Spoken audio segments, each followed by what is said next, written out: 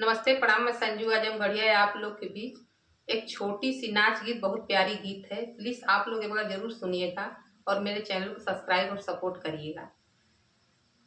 हम हई जलेबी के छत्ता, बलमा लवंग लत्ता पे आ जाना। हम हई जलेबी के छत्ता, बलमा लवंग लत्ता पे आ जाना।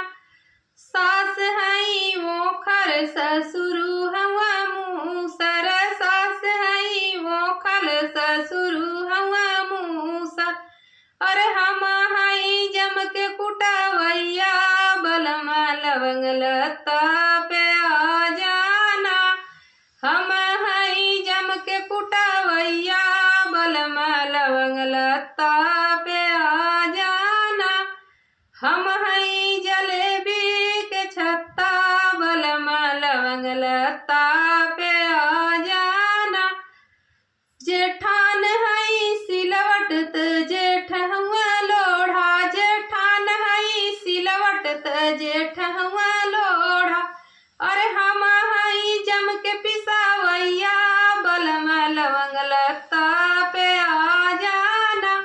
अरे हम हई जम के पिसावैया, बलमा लवंग लत्ता पे आ जाना। हम हई जलेबी के छत्ता, बलमा लवंग लत्ता पे आ जाना। देवरान हई चौकात, देवर हुआ बेलन, देवरान हई चौकात, देवर हुआ बेलन। अरे हम हई जम के बेलवैया, बलमा लवंग लत्ता पे आ जाना। अरे हम हई जम के बेलवैया, बलमा लवंग लत्ता पे आ जाना। हम हई जलेबी के छत्ता, बलमा लवंग लत्ता पे